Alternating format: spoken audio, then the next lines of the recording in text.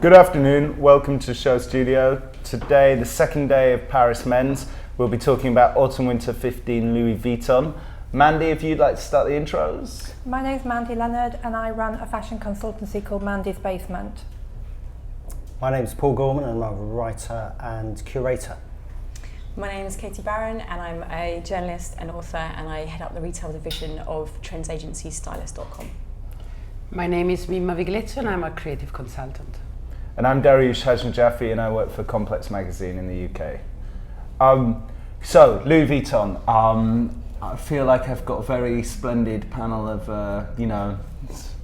proper experts, like high-end people. What are we? Mandi, you haven't done a panel this season. Why is Vuitton exciting for you? Number one, because it's Kim. Number two, because it's Louis Vuitton, and I'm just thinking about the Dapper Dan, the era of hip hop, and that's where I first came in touch with Louis Vuitton. And I just wonder how I'd feel about it if I hadn't known about that whole era of all the rappers wearing it and what have you. And what's really exciting about this particular show is that it's very much a homage to the late 80s.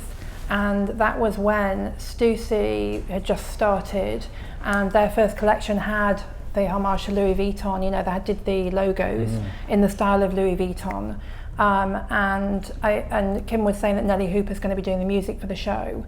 So I think it's very much 89, 90, the best hits. And that period, Paul can tell you that period was so exciting for London fashion, and I think this show could well be a celebration of London. I think there's also something about slightly earlier as well, which he's adding to the mix, which is the fabulous place, the magical place, the House of Beauty and Culture. And he's made lots of references to that. In fact, the frayed rope repeat print, which appears on a lot of the stuff that's coming out of this collection, dates back to Christopher Nemeth, who sadly passed away, who was kind of one of the heroes of that hand-rendered rejection of British tailoring, which happened among this group of people, this collective in North East London, just before that, because of course sadly John Moore, the guy that founded that company, died in '89. So that's the one missing character, I think, from this show today, because Judy's there. Judy's consulting on the jewellery. Sure. He's got Michael Costa will undoubtedly be there right now with them. Yeah, Mark Le Bon's there, but John Moore's not. Psycho Garage days. Yeah, so there is this kind of interesting mix, and it's exactly like, well, certainly London was at the time, which is, there's hip hop and there's avant-garde and they're completely communing. Well, yeah, I'm excited about this as well, the whole kind of Judy Brame aspect and that kind of, because Kim is so obsessed, for anyone that maybe is slightly younger and doesn't know about Kim's kind of club kid roots and how much he's got this passion for the 80s. And he funded the book Michael and Galinda's World, I think that's the title of it, isn't it? And he's so into that era that I'm really interested in almost seeing how he goes back to his original passions, how he reconciles that with what Louis Vuitton is now, which isn't, that the kind of, the origins, when you came into it, Mandi. Now it's almost this like impenetrable monolithic house that stands for all these other things. Not that it doesn't stand for those things as well, but it's a whole other beast now. And I'm really interested to see how he, next to that, can kind of combine the excitement of youth culture and grassroots creativity with something that's almost like the ultimate solid fashion house. And has Kim not been on holiday anywhere this time? Because normally his Instagrams are pretty. He probably good went to pointer. Carnaby Street, or Well, he has been in India and South Africa, and the last autumn winter, so that's autumn winter 14. That was referencing Peru, wasn't it? Yeah, South America. But I don't see that it's going to be. Maybe it's like more like time travel than geographical travel this time. Well, I'm totally in trouble because I know practically nothing of what's been said up to now, not being English, and so I wasn't here at that time, but I hear what you say, and I'm interested in what you just said, like doing this from monolithic, completely, by the way, French house, where on the other side there is a French designer, so I'm excited about this because the more I see his shows, the more I think he's a great designer. No matter what the references are, the time, the travel. I mean, he's a very good designer, and this is quite intriguing what's been said, you know, to the running up to the show. So the French thing is interesting, isn't it? Yeah. Actually, but I think he manages to be relevant with what also the House of Vuitton stands for, whilst bringing in something quite different and quite hedgier. But it's fascinating, isn't it? Because you've got Nicolas Ghesquière, of course, on the women's wear side. Then you've got Kim, that, as we've just all said, are bringing in this huge beast of English references. So it'll be interesting to see with this one, though. This is the first time. I mean, I don't know. There was a Stephen Sprouse. I mean, you know, he's not a million miles away from any of the names we've mentioned. And obviously, there were the bags, weren't there, with Stephen Sprouse graffiti. But I think it's bringing them in en masse, though. I think it's almost like I'm coming with my gang, a British gang. But it's also aligned more with artistic practice than fashion practice, actually, where these reference points that he's hitting. And so how do you, as you say, reconcile them within this, you know, conglomerate, this international conglomerate whose totems are really travel and luxury, you know? But really the House and Beauty and Culture was, in a very twisted way, about travel and luxury. It was very handcrafted and hand rendered, and every item was incredibly detailed and bonkers. Just in a more DIY way. Will you explain a tiny bit about the House of Beauty and Culture? Because of everything of the 80s, you know, I feel like Dazed and ID have done a fantastic job of writing about all of the 80s 5 million times. And but the one bit that they haven't, I've heard about the House of Beauty and Culture before, but I mean, not many people talk about it, so it'd be great to just hear about why it was. I heard sort of stories of American Vogue editors driving up Kingsland Road in like the late 80s to go there. Yeah, sure. I mean, that did happen, and it came about via this person we were talking about earlier, John Moore, the shoemaker, who made these extraordinarily beautiful designs, didn't he? I mean, they were like works of art. And he took over this ramshackle house in Stamford Road, which is actually North One. If you're a Londoner, it's actually Islington, but now they call it Dalston, so that'll up the prices quite considerably. It's just above Dalston Junction, and at that point, as I know because I come from around there, that it wasn't a desert; it was a residential area. There was no reason to go there. And then suddenly there's this place where you've got people like Richard Torrey, Judy. Mark Le Bon, the photographer, who's done some stunning little trail films for this show. They were communing with lots of other like-minded people, Rachel Auburn, Lee Bowery. These are the reference points. And it was more like an art collective where you went into this ramshackle house and picked up one piece. You know, maybe Christopher Nemeth, who was kind of the wunderkind of the whole thing, would make suits out of post office sacks.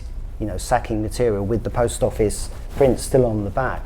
But they were absolutely exquisite, and very quickly, from 86 onwards, the Japanese and the international buyers were there, snapping them up. And Christopher moved to Tokyo, I think, in about 1990, and worked there for a very long time, producing this brilliant stuff.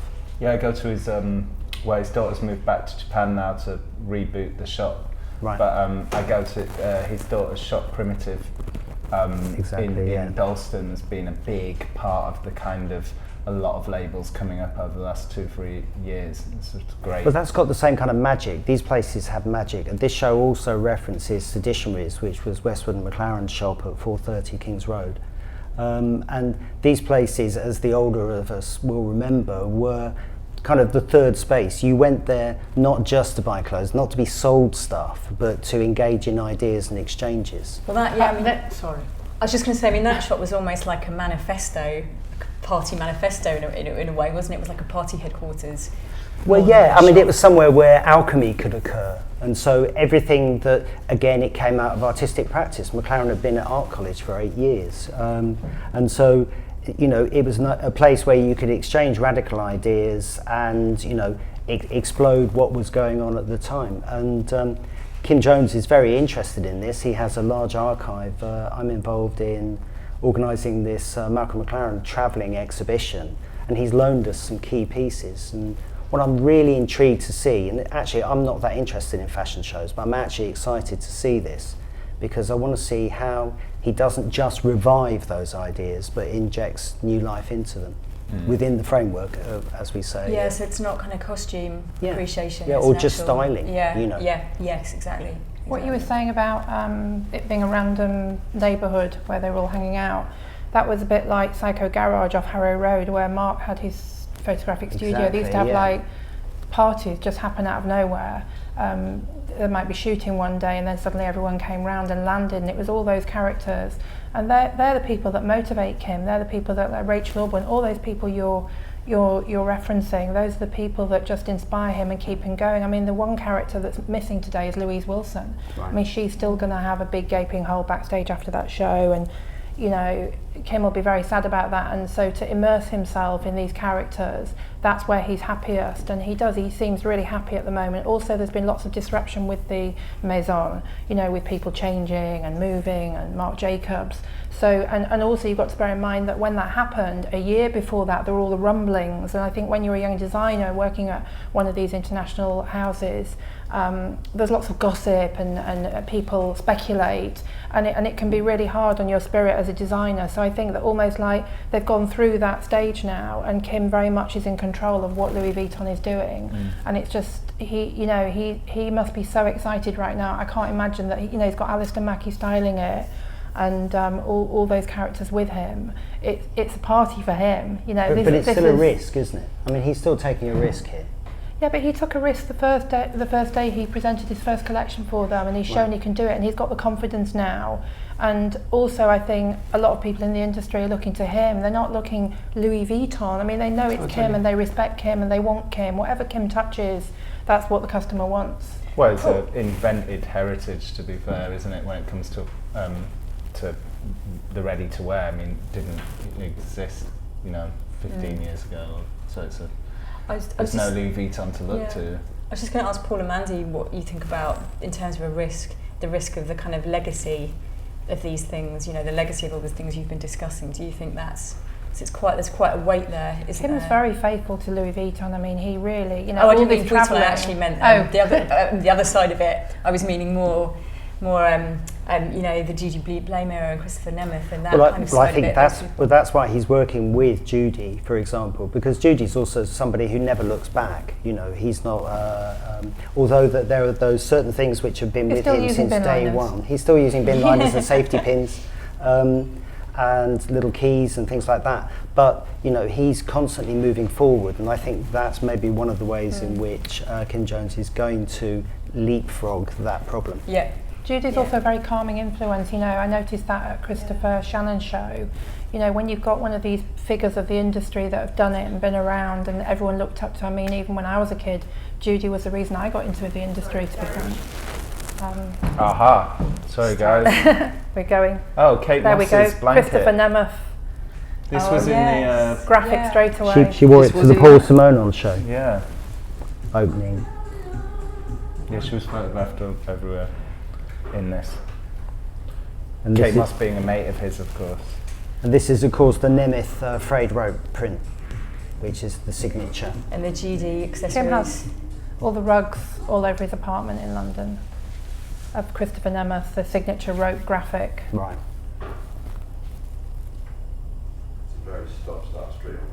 We're like hypnotised. But how exciting! We just got 2 seconds of that Nelly Hooper soundtrack, and straight away you can just feel what that brings to Louis Vuitton. I mean, that just sets it alight for me straight away. So Nelly Hooper was a Massive Attack, right? And then a Cherry. And then a Cherry. He's celebrating all his his best songs in this show. Because he did a lot of Bjork stuff as well. Yeah. And maybe a sort of slightly ill-advised Madonna collab. Had the label One Little Indian, which was like the thing at the time, is that right? No, he wasn't with One Little Indian, but he did start as part of the Wild Bunch, which were, again, in a similar way, a Bristol-based hip-hop and art and fashion collective. And so when they hit town, it was really interesting because, here were these guys who were coming from out of nowhere as far as Londoners were concerned, and were far hipper than Londoners, and brought something to the mix, which of course was, kind of came to full flower in Massive Attack and Soul to Soul, who he also produced, And then of course you've got Judy as well, doing a lot of the art direction on a lot of the early Massive Attack albums as well, so you've got this full... When Nelly can I say something a bit provocative? Because you're discussing things that not everybody who is young now and looks at the show will know. And as much as I think it's very important, the reference you're giving, I've just seen like a camel coat with 3 monogram bags, and that's what people see. So I would like to understand how, when you look at this for the moment, then we will see the whole show, we will understand everything, but when people saw the first 2 looks, they saw 2 highly sold monogram bags. Monogram was so huge then. I mean, it was so huge. I remember '89. That was when Bond in West Soho, this store. You know, they were like selling all the club accoutrement, which was fake Chanel bum bags, logos everywhere. Nelly Hooper, you know, was decked out in all this stuff as well. And I remember he was. You would have loved it, Daryoush. It was all the British night trainers mob. Yeah.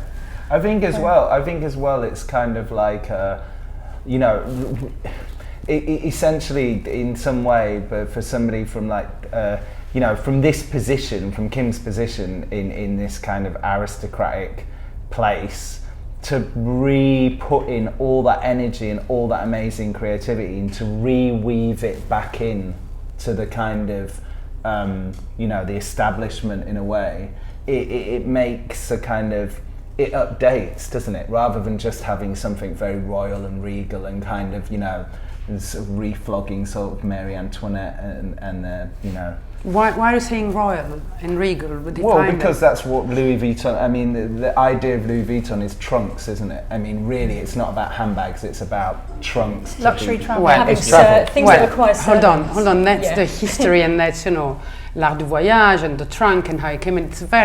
It's a very romantic, very beautiful story, but that's not what Louis Vuitton has been in the past 10 years. I mean, they did great by hiring Nicolas here and Kim there, and they, rightly enough, reboosting everything, but that's not, there's nothing regal about the past 10 years of Vuitton. I think it's still got that grandness of an international house, and that's very important too. Well, I think it lost it. I think it's coming back. Thanks also to these 2 amazing designers, but I think it lost it completely. And as much as you say, you know, it was very big, the monogram in the 80s, and that's what made Vuitton its money. It's been like overseen, overwhelmed. I mean, it's been like the less. If anyone's got a right to do monogram, it's Louis Vuitton. Oh yeah, they invented it. So you know, it's. Okay, so we've sketched out our positions. Let's like look at it. And then it's very difficult to see. Actually, yeah, well, while it's not moving, this is true. I mean, it's kind of subdued as a first reaction, because I was kind of wondering whether it was going to be full on, all out kind of club referencing, or whether actually that's very true. That's very true. You know, I was looking for some surprises, which you know, it's been difficult, but I haven't seen them. We can't really tell yet. But we don't really see it. So, but I think maybe we should think about what we've been talking about as the framework for presenting these clothes, rather than the content of them. You know. But that's interesting in itself, isn't it? Because that's almost talking about the hype that surrounds fashion, and actually all the discussion, you know, people like us talking about it on panels and the articles that be written about it, and you can layer these things on, and then you know, how does that really feed into the? Well, I mean, it's the same. It's the same the world over, but it depends on what your framework is and what your references are. What I think is at least the framework is interesting and has some element of risk about it. And it's not the new look of 1970s, is it? Thank God. No. We've seen that enough. Yeah. Kim actually worked very closely with the Nemeth family on this show. He wanted it to be a tribute to Christopher, and I think they talked about collaborating for quite a while, and it's, you know, it's very sad that Kim never managed to realise that. So this is something he's really been wanting to do for a while. Yeah, he's been very faithful. He's been consulting with the family, you know, so that it captures the spirit, so it's a real tribute. Mm-hmm. Is that fur? Dotted fur? I can't tell. Looks like. The layering of the bags is quite interesting, styling-wise, I think.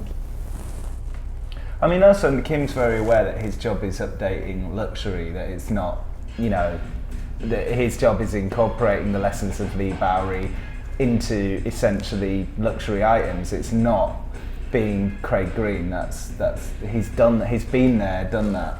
I think it's got a clubby vibe, this. I think those bags that you're referring to, they're very club scene, you know, those bags that had all the pockets and what have you. And the crossover thing, it's quite hip-hop as well, isn't it, in a way? These silhouettes are as well, aren't they? So Mimma, what are you thinking?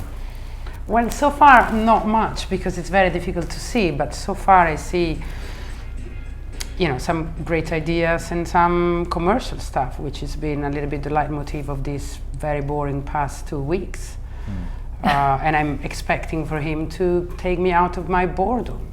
I think already it feels youthful. I mean, I think we're going to see the youthful. photographs afterward and probably see some details, and but I'm a bit underwhelmed for the moment. I think he makes it quite youthful, and in a luxury market you need that younger customer to buy into it. And the thing about menswear now is that it is a proper, you know, it's been fantasy, I think, for a lot of people to talk about the menswear fashion weeks, because it wasn't really a reality. The distribution wasn't there. Now it's it was the such a business. tiny percentage of the women's, and why would you invest in men's when you can do women's and you just make more money? But now it is properly flying. It's the opposite, yeah. I mean, to the point where some people miss Pitti for the first time, I noticed this year. I mean, Pitti's the big trade show that sets all the, you know, but everyone's communicating, everyone's got all the right people in place to get the information they need about what's coming through in menswear. So it was quite interesting for me that people missed Pitti, because Pitti was notoriously the place where they got all the menswear deliveries early, before any other stores in the world, so that when you went to Pitti in Florence, the trade show, you could see the new season collections straight away, buy it, interact with it.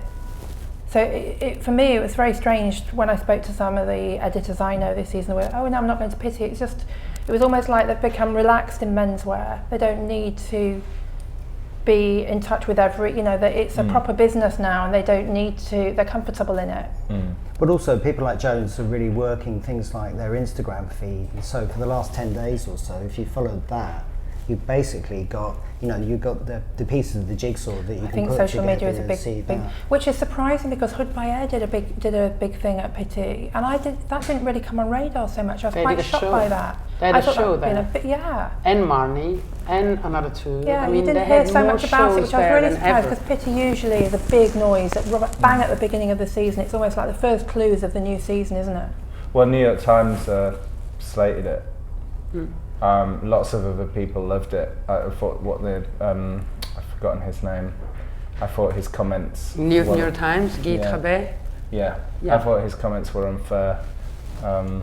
But yeah, he wasn't.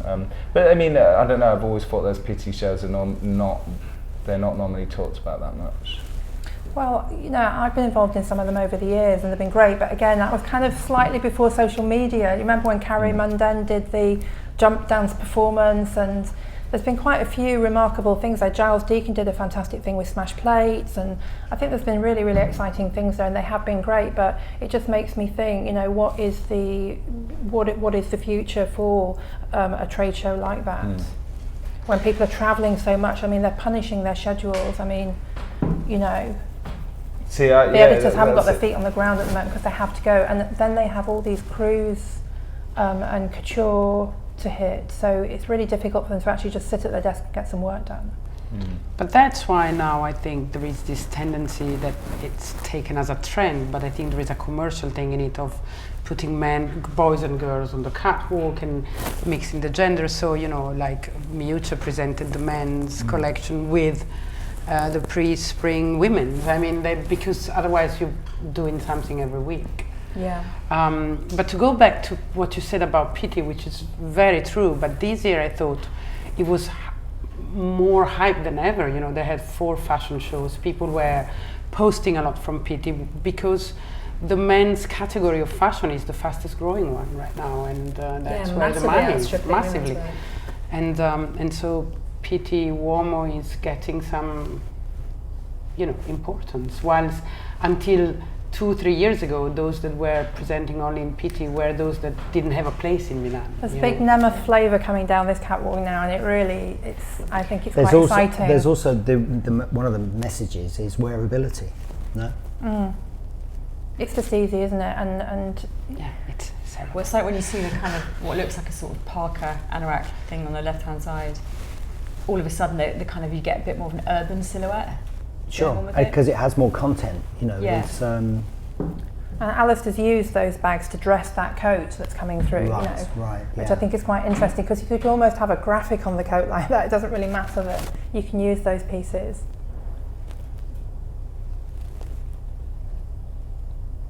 Well, I've always found the bag swinging at the side of a bloke slightly problematic. I remember going to see my first Fendi show, and I was just like, I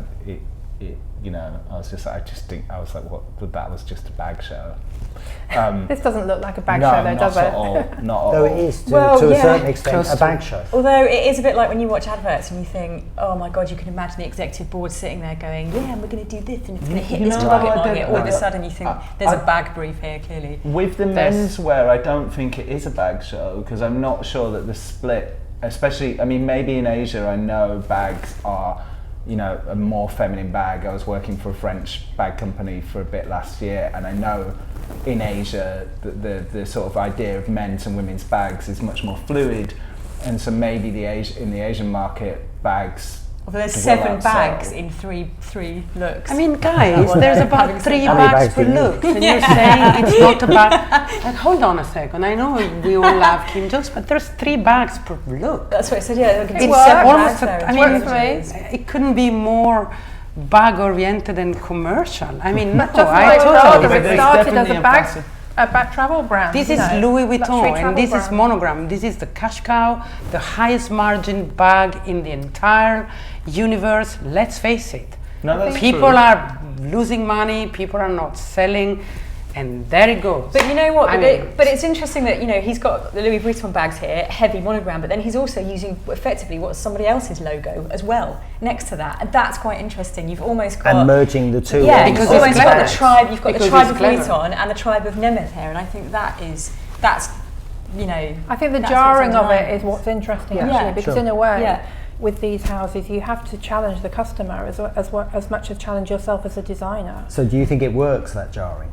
Yes. It's working. Well, it's also for to you. stop people Absolutely. getting bored. I mean, the Vuitton's biggest problem is overexposure and boredom with the brand. So, Yeah. you know, Marc Totally. Jacobs set this as a precedent of just stopping people getting bored of the monogram, and think what Kim's doing is in that tradition, and it's you know, it's great. But Yeah, because I mean, if you look at, you know, what mall developers are even doing in Asia, actually all of a sudden they don't necessarily want the Gucci's and the Vuittons anchoring those big mall developments because they're just ubiquitous, and all of a sudden there you've got this maturing market where they want something more exciting as well. So I actually think this is really smart Yeah, because it's it's very like important, that. feeding, Yes. exactly, it's feeding That's a very something good in point. with this heritage, but importantly, there's a weight to the heritage of, you know, the Nemeths and the Judy Blames of this world as well. So it's not like saying I'm just going to slap something on that's just kind of Yes. throwaway youth culture. It's not. It's quite a robust form of youth culture. So on that level, I mean, obviously that's thinking about it quite deeply. But no, I but think that that's is a really the smart point. thing to do. That is the point, isn't it? I mean, that Yeah. is the point, that when you know, it gives you a deeper narrative to get involved in. There's an Yeah. actual heritage of people that worked, you know, for all the fact that these guys were party guys, they also were craftsmen. You Yeah. know, and so just as much as it's interesting that when you shop at Chanel, there's that crazy woman that lives in a stable or whatever and sews the things. You know, there's it's interesting that there's you know, that if you walk up Kingston Road, you'll see Judy Blame having a fag, and you Yeah. know, and that's where he makes those hats. You know, Well, this is the thing about the digital age. You know, people want hand rendered, you know, stuff, and you know, this has this hand rendered quality to it. Craft. Yeah, I think because that's sort of, for me, that's been the big meta narrative of Vuitton for the last 3-4 years now, is trying to reclaim that idea of handcrafted or proper luxury rather than just being a photo. Because that was, you know, the last few shows that Marc did, that seemed to be about that, like going, actually, this is mega expensive, and this is, you know. Plus it's the artistic thing, because, you know, this is a brand that everything they're doing, they're now trying to, well, now the kind of credibility relies on being a patron of the arts in a way. You know, they build a big store in Rome, they put a cinema with links to the local cinematic, you know, Yeah. college there. You built the foundation with Frank Gehry. You know, everything they do is about kind of trying to underscore that there is a deeper level of artistry to their brand, to try and break down that kind of monolithic presence and give it some sort of soul in a way. Well, it's also reinforcing the idea of, I mean, I don't think anybody does it this consciously, but you're also reinforcing the idea of luxury. So you're saying, well, here's a luxury arts venue, you like luxury, here's obviously they own alcohol brands, you like drinking, that's luxury, nightclubbing, luxury, and then you know, the clothes have a space to fit within that it makes sense. Because it's almost like saying, you know, anyone really can go out, well, not anyone, but if you have the money, you can easily just go and obtain that item. But what it's harder to obtain is kind of culture and artistry, and that's really rare, you know, in the same way that, you know, amazing knowledge is really rare. So all of a sudden it's kind of a shift in the axis of what's valuable, and they're trying to plug into that, I think. I mean, if you look at the women's side of things, and they've got, you know, Es Devlin, who's this amazing, incredible set designer that does loads of stuff, and kind of Kanye West, and, you know, Pet Shop Boys, all these amazing things, and they're kind of bringing her in, and she's doing all this amazing multimedia stuff with their team there, and bringing just another level of it to it. So all of a sudden they're going to start, you know, reinvigorating with proper artistry and, you know, showing they've got these cultural connections, I suppose. Actually, it'd be quite interesting, I don't know whether we can now, to look at the staging here. Are there any photographs that we can look at in terms of the staging? Mimma, I keep hearing you sort of, good, while we do that, I keep hearing you sort of almost say something, and I get the feeling you're a bit, you're not happy with the direction of our chat. No, not at all. I just disagree with some of it. No, that's good though. And agree with some of it, but because I think, well, what you just said is very important. It was also declared that with Michael Burr taking over as CEO, he wanted to bring back luxury to Vuitton, because it was obvious that it was completely gone. You know, it was masstige, like they call it, or mass market, whatever, you know, overwhelmed by overexposure and everything, and it's done it by putting Nicolas at the helm of the women's and continuing with Kim. And obviously, as you all said, they bring back the craft, you know, but which is a little bit what everybody else is doing, you know, and one thing that for me is obviously is that Nicolas is not putting the monogram on his catwalk. He has redesigned the LV, he has not once shown a single piece of that monogram, and there it goes. And knowing a little bit the behind the scene of this house, I wonder if that was a request coming from Avenue Montaigne, meaning from the top high, you know, because monogram is more than half of their revenue, and it's probably 3/4 of their margin, so they cannot afford. But they do a lot of side projects, like film shorts and things that can be promoting all this the whole time. But I know that Kim is a sort of free spirit where he wouldn't be comfortable in a fashion house that restricted him in any way.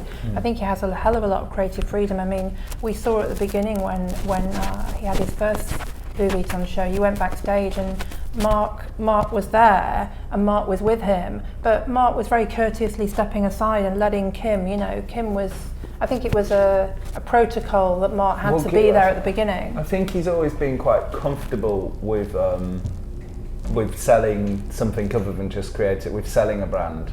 Like all the brands he's worked with, he's always been quite comfortable with it. And when he came and did Vuitton, you know, straight away he was doing quite commercial things, like with the big check, and seemed to be working with the name. It's not, I don't get the feeling that he's fighting.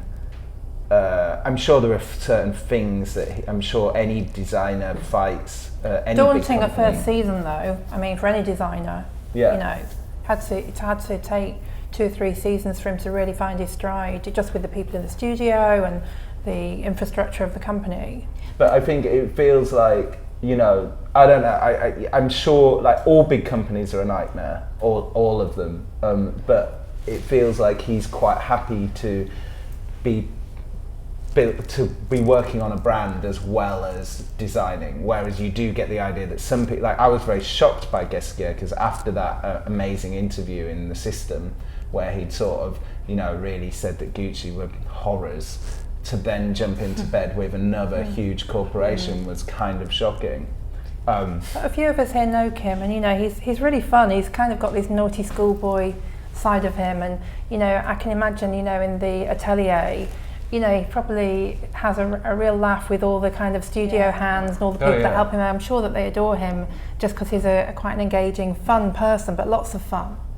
But I see him as very easily able to join the priorities of a big brand and creativity. And which would be respectable, because at the end of the day, as I always say, you have to sell something. So I wasn't criticizing him. I was a little bit surprised by the quantity of monogram bags. I think you're right, Daryoush. I think you're totally right, because I think he's someone that knows that there's nothing wrong with a bit of popularity either. That actually what he's got with Vuitton is you've got this huge, big platform to do something with, and that's a bit like a lot of people. You know, I'm sure you'll think the same, is that work in music. A lot of fashion people that work in music, they do so because actually they get to a point where sometimes regular fashion is too small, and music gives you this whole platform to reach other people. I think the profile of a brand, Kim, I don't think Kim would enjoy it if he was just designing the collection. I think he has to, a bit like, you know, other big designers who like Christopher Bailey or Tom Ford, who are you know, the minutiae and the tiny detail of what they're offering to the world. I think that's very important to Kim, but it also comes natural to him to see that vision. He's not the sort of person that needs to step out and come back in. He is very aware of how that brand gets across. And with this collection, you can see that it comes out of teamwork as well. That he has assembled this, you know, gang of trusted, experts in their field. I was reading Metro on the tube on the way here, and LL Cool J said, "Teamwork is dream work." And you get the sense that actually he has had some fun with this. I know that, you know, it usually is quite light with him as well, but that's one of the qualities, as far as I can tell from this, is that it is exuberant and out to cause comment and excite. He chooses working with these people because it's a form of research for him. So he picks talents to work with that he is learning from. He's like, I'm going to learn from this person, I'm going to learn from that person. People whose careers, you know, a lot of the time are very, you know, politely well since over, essentially, and he will work with them, you know, and help them out. I mean, we spoke the last time we had a panel on various designers that he gets behind in London. But I think that's very interesting, the team, because he does pick out these talents and sort of want to work with them as a form of research, which I think is interesting. I think he's a little bit more generous than that, though. I think he wants to involve them, and almost like the energy that they bring to his thought process. So it's almost like a collaborative creativity. I meant that. Which kind of goes back to the House of Beauty and Culture, somewhere where you can exchange. It's the family thing, isn't it? It's almost in the way that a lot of those clubs, same as, you know, with the Britpop era or something, they're almost like clubs that people would go to and wear them as a badge of honour. You know, you go to the same club every Friday or Saturday night, and it's a group of people that all feed off each other. And I think that's probably something that he would like to reclaim, and he's doing it via the people he's working with professionally now. I don't think it's an unusual thing. I think a lot of designers do that. I know that, you know, I work with Katie Grant. She's very similar. You know, like when she left EMAP to go to Condé Nast, you know, we all went with her type of thing, and she had all her characters around her, and she's always challenging herself, and I can see that with quite a few other people that we know in the industry. I think it's what keeps us alive and keeps us motivated. Something else I just wanted to mention was I read at the weekend that Louis Vuitton are starting to take the whole duty-free stores much more seriously. So again, this is a brand that is travel, everyone's traveling, all the industry is traveling, and they haven't got time to do anything. So it's quite interesting that, you know, there's lots of bags in the show, but this is going to be the booty, as it were, that's going to be in these luxury outlets through duty free. You know that for a while it was forbidden for Vuitton to be in an airport, so it was really against rule, like they don't they didn't consider travel retail. And now did you see that store? They have I can completely relate to that. It's gigantic. I can completely relate to that, because, you know, I've been in a position, I haven't been insanely travelling the last year, but there has been a few years where I've been travelling, and I have found that the only time I've been relaxing or shopping and enjoying it is in an airport. You know, it's quite remarkable. They're luxury really. malls now, really, aren't they? And the other thing with this, I think, is, you know, obviously it's a real homage collection. And for someone like Kim, who obviously has this really deep-seated reverence for, you know, Christopher Nemeth and that whole group of people. It must be incredibly exciting to him to create these things. I mean, look at the bag there. With it's a record box. A record Isn't box, it? yeah. To be able to actually see that out there, to be able to see people wearing this, you know, that's almost like the biggest gift you can give away, isn't it? There's some real covetable pieces there. I mean, they're going to be... You know, how else can you know, express your appreciation or admiration for something by putting these massive logos on there? It's a huge, big thank you, isn't it, in a way? I like his new take of the damier. Toile damier is the second most important leather in Vuitton. And you see that big bag there? So that's a redesign, and that's, I think it's really, really interesting. And he put it on some of the looks as well. I've seen a sweater with that motif. So now you've got the flight suit, so you've almost he's kind of starting to create his own recurring pieces. Yeah, he's always been fond of that. Yeah. And he'll collect those authentic pieces, won't he? Yeah. Because the detail's so important to him. And luxury. I mean, he's always been into luxury. I mean, even when he was studying and he didn't have a lot of money, you know, he was still motivated by... He'd rather have something that he really wanted than a whole deck of stuff, as it were. And also he's very inspired by album artwork as well. You know, if you go, when I first went round to his flat when he was a student, it was just all albums everywhere. And he was, okay, he's a real, you know, he knows his music stuff, he really knows all that, but the album artwork, that really gets him going. Yeah. Because he studied graphic design, didn't he? Yeah, because he originally? did a lot of his own graphics, and they were inspired by those album covers. But you see it here again, don't you? I mean, the graphic usage is really excellent, I think. I mean, it is interesting, I think, what Mimma sort of was, you know, quite rightly, as we were going on a flight of fancy, just recalling, I mean, it is interesting because, I mean, Kim couldn't be successful if he could only design the clothes. If he could only design beautiful clothes, you can't, as a designer of Vuitton, be a good designer. You have to be able to sell those bags. I mean, the business is growing, the apparel business is growing massively, but you are in the business of selling those bags. And I think that's partly, you know, that was always clear about Kim, was that it wasn't just about nice clothes, that he understood how to create a brand. And I find it awfully frustrating when fashion writers talk as if the whole industry is about buying the clothes, when so much of the industry is about buying bags, and so much of the industry is about buying the 20 minutes before 6 o'clock in Harvey Nichols in Leeds, you know, because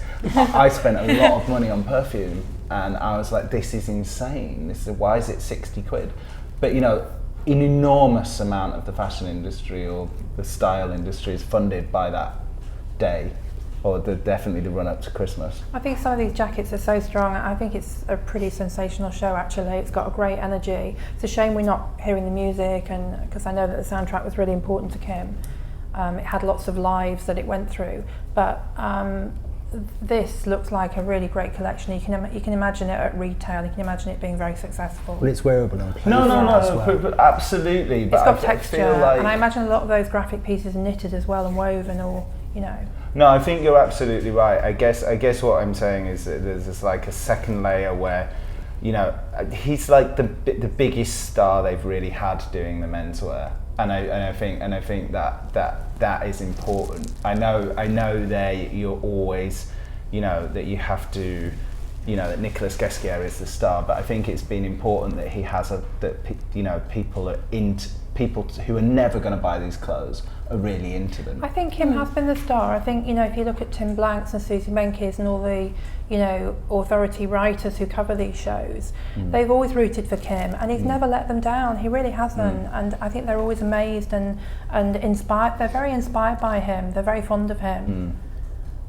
He was a good horse to back, do you know what I mean? You know, they could see it in him right at the beginning, his first collection. Well, eventually goodwill runs out if he, you know. I think they totally share the stardom. I don't think Nicolas is the star and he's not. I mean, Vuitton is doing what Dior did before with, you know, Hedi on one side and John on the other. So it's like two separated brands, and both designers are great artists and great stars. I don't think he's you know, he's But for in the me- shade of but Nicholas for me, at all. that's important. I mean, I don't think he overplays it, but for me, it's really important. Like with the announcement today at Gucci, I'm sorry, I can't remember. Alessandro Michele. Alessandro taking over. I thought, well, you know, he did a great collection, and that's fantastic. But they've gone for the second time for somebody who is possibly a great designer.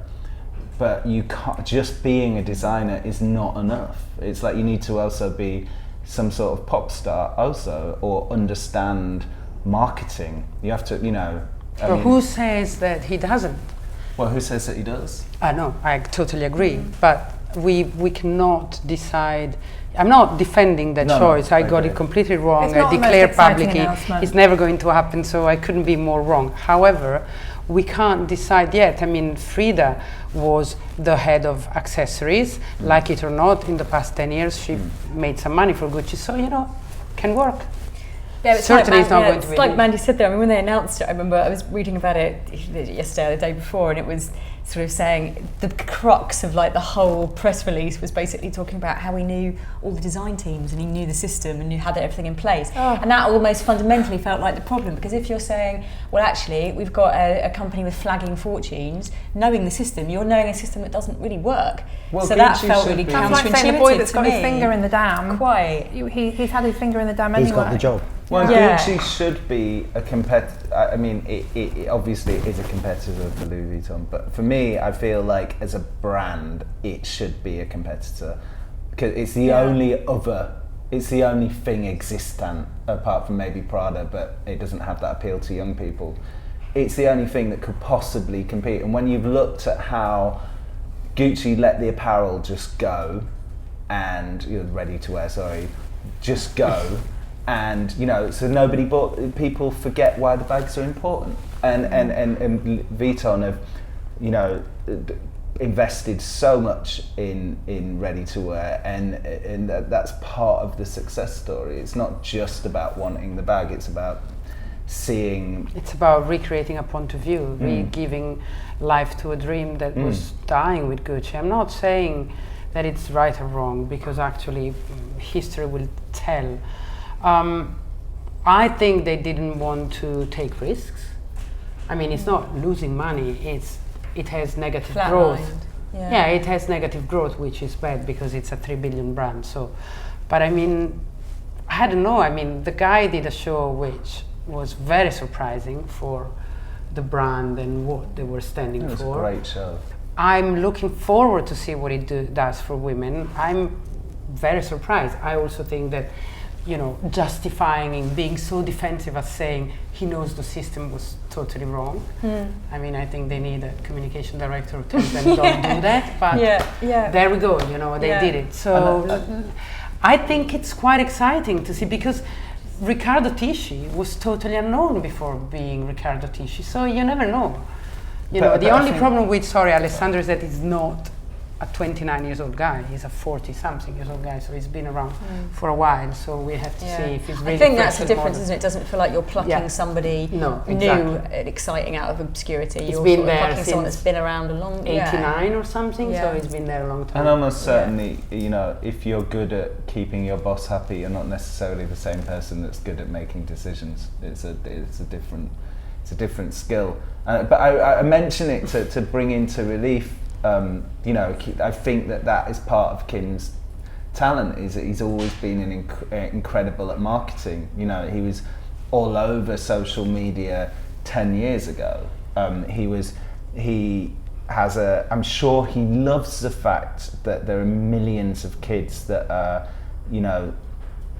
follow Vuitton. He likes pop culture. He's someone that likes pop culture. If you like pop culture, then it doesn't feel like a compromise to do something which is going to be popular. It actually feels like a thrill, and I think that's why you see this collection. For me, the thing about Kim is that you think, I think this is a great collection actually, and the later looks I think are particularly kind of become more Kim, and they show how actually you can be a great designer and you can work from those brands and you don't have to become consumed by them like some people do. And I think he's kind of holds his own in a way which is quite remarkable actually. Those people that follow him on social media, those are the people that aspire to work with him or with the brand. And if you imagine, what it, you know, the sort of person that would go and work at Dunhill, the sort of kid that would go and work in the atelier at Gucci. You know, when you go and you see who the kids are, and a lot of people we know in the East End are working at Louis Vuitton. You know, it's a cool place to hang out. You know, it's got a youthful spirit, and they want to work there. They're having a good time. It's a cool place for a young kid who wants to get into fashion to be. Whereas opposed to going to somewhere like some of these other brands, I think that's a testament to Kim, that he keeps it youthful and fresh. So he has these tribes of people that are just dying to get in and be a part of that. I didn't mean to cut you off earlier when you were talking about some of the materials and techniques, because it does resonate with something Kim said to me a long time ago about something, and you know, saying that it was very blunt and just it was just very blunt and heavy-handed, and he was talking about how much he'd hate to be, you know, heavy-handed, and how he, you know. So I thought that was good. I sort of want you to mention the materials. I can't remember. You were talking. But there's a good metaphor there, because you know, as a person, he's upbeat and he's very light-spirited, and everything's effortless. He makes it look effortless. I mean, the first show looks effortless. So I think, you know, you're talking about he doesn't want it to be heavy-handed. Well, his spirit as a person, which I think resounds on the whole brand, is very light and easy. I think as well, he was saying, you know, I think he felt like, you know, when you're doing luxury, you have to approach it from, to some extent my language is failing me, but you have to approach it from the luxury level of understanding actually the craft, rather than almost a London level of going, oh, here's some expensive materials, bang, and not really getting them. And I think that's because all this stuff that we can talk about him being good at marketing, which so many Londoners are, wouldn't be as valuable if you're not also able to understand. Yeah, there's a certain level of patience involved in that, isn't there? I think it goes down to also the materials, you know, in Venezia, where there's these incredible resource laboratories for materials. The guys travel the world, and there's a certain type of goat, and there's a certain type of hair, there's a certain part of the body that you take this hair from to make the tweed or whatever. These are all very important components of a brand like Louis Vuitton. You know, the layer that we're not even aware of. Which season was that where there was the sort of armpit of an he was using goat, Vicuna, but he went up some mad volcano somewhere, to get from the and the belly of cufflinks. the He made the cufflink. No, that. I'm talking about rocks suddenly. Right. To make the cufflinks, the lava. The cufflinks were made from the lava from this volcano. But not just Kim, but that is what luxury brands do. Yeah. And what happens is, quite often, these fabric technology houses in Venezia, they're kind of in that region of Italy, they are so ahead with fabrics for the following years. What happens is a lot of people like Chanel and big houses will go in, see a new idea, but buy up the whole archive of that material, so that no one else can have it, and they've got that new technology. So the new fabrics, that's where a lot of that comes from as well. So here's the thing about this collection, which we've just seen, is that if money is no object, and it is, that's the fact, how do you incorporate a culture which is basically made out of scraps from the floor, you know, that were stitched together, you know, sometimes quite savagely? Well, maybe Kim replicated that energy in the show by saying, okay, we'll only stitch back that bit an hour before the show, and put that pressure on these teams so that you get that. I don't know. But then, so there are ways of resolving that, but it's actually quite a tricky thing to work out unless you're really on top of it. Because there's nothing worse than trying to resume something from a different era, and it's polished and new, and it's like, oh my god, that's so not what it was about. Mm-hmm. Yeah. Well, I suppose it's doing it without any kind of mass production in it. That's what will make it expensive. That actually, because it goes back to the craft thing, which craft is luxury. Literally really. one person doing one thing and someone else doing it again. Like no part of it involved. Should we have a quick rush through if there's any details? Well, not quick stroll through some detail shots and then go to roundups. I just don't know whether people have had their fill of details. I think a lot of people that have heard of Christopher Nemeth or have been to his store in Tokyo. I went about 6 years ago, and I was with a really varied group of friends, And it was amazing because it was such a special thing for me, because I remember from the late 80s in London, the House of Beauty and Culture. But it felt like a very special pilgrimage, but every single person I was with had a different reason to go there, and it was just this really precious shared experience. And he was there, and he was such a lovely, gentle guy. I mean, I remember there was a pair of jeans that didn't have my size, and he said, "Oh, I'm in London all the time, I'll make you a pair, I'll bring them over." You know, he's just really sweet. And I don't think he'd been in touch with Judy for a while, and I gave him Judy's number, and he was really excited to touch base with Judy. Cool. So, you know, here's somebody who was just getting on with his life. He's got the family, he's got this happiness in Tokyo, but he wasn't really aware of what a lot of his old buddies were doing. So it's quite charming. That he didn't feel he needed to be in on the scene. He was just doing his own thing, and he still produced these beautiful pieces in his shop, and every piece felt like a one-off. I've got a handbag that I bought there, which has got the rope with the loose ends, and you just know that he sat there and done that. You know? I think there's something really thrilling about that idea of what people outside fashion, even if they're doing things in fashion, if they're ostensibly existing with outside fashion, bring into fashion. Because you know what, I think we all know fashion can get at times start to feel like it's eating itself and it's just a bit much, and actually to have sort of it's like having a wider perspective feeding into it is really exciting. I don't know, it makes it feel richer, like you're being educated with it or something, I think. So let's go to closing comments. Mandi, if you'd like to begin the honours. I think it's just incredibly covetable collection. There's so many special pieces and areas, and it just, I think, you know, in years to come, when you look back on the Vuitton history, this season was a very special homage to someone very special. Thank you. Paul? I'm really pleased that he's handled this in the way that he has. I was a bit worried first off, but he's handled that legacy, if you will, with sensitivity. But it is wearable, it is fun. I really like the boots. They look like, you know, back to that travel and luxury. These are the totems of this brand, really. You know, they look like mountain boots or hiking boots or something. So there are all these motifs which, you know, are relevant to, you know, the job at hand, but at the same time he's been allowed to indulge in his enthusiasms, but not in a self-indulgent way, I don't think. I think, I agree with Mandi that I think you've got kind of future archive pieces here, which will be super covetable, hopefully, you know, super rare pieces. The other thing that's just occurred to me is that I think there's something quite British about these silhouettes. You know, some of them are almost a bit verging on the modish, which is very cool. They're either a bit clubby or a bit modish. And I think that's quite naughty in a way when you're working for a massive French label, and I think that's part of the essence of Kim. And that makes me like this collection even more. That's really interesting. I think it's interesting as well what you've both said about future archive, because I mean that kind of collectability, it's quite funny from an industry that we think of as throwaway and all about the new, this idea of collectability. And obviously if anybody understands collecting clothes, it's Kim, because he's obsessed with it.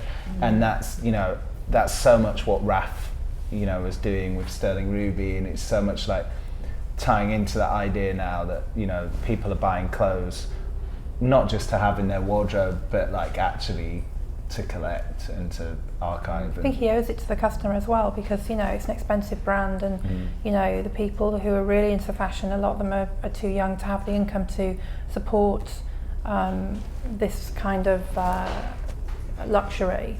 But when you make them these kind of historic pieces, I think that, you know, it makes it justifiable, you know, because the sort of people that are going to buy these pieces are going to be their core customer, but also people that are appreciating what he's saying with this collection. Yeah. So Mimma. I probably have less references for what's behind this, and it's not my favorite collection of Kim Jones. I still think about the last one, which was stunning to me, and I absolutely adored it. There are some very interesting things, some very good ideas. I love what we're looking at right now. I don't know if the people are looking at the same thing, but those prints, I think, are going probably to become iconic. But I especially like the fact that it's very different from whatever has been a trend so far, especially in Milan, and that's for me, it's a very positive thing. Am I completely overwhelmed by this? No, but that's probably subjective. Yeah, I'm still a bit in shock about the quantity of bags at the beginning. Nobody can change my mind about that, but there He did we go. say that it was a celebration of London, but also with a, you know, in homage to Christopher, kind of a little bit of Harajuku as well. Right. But this tableau here, I mean, that's so Kim Jones. That's I very mean, beautiful. the real That's- Kim Jones is coming yeah. through here, and that's That's really very exciting. I interesting. think that's good for Louis Vuitton that he is showing himself a little more. Yeah. Back trauma aside. Back trauma. I like Yeah. this. I like this page very much. You know, that's what I want to be left with. Okay, thank you very, very much, guys. Thank you. Thank you. Thank you.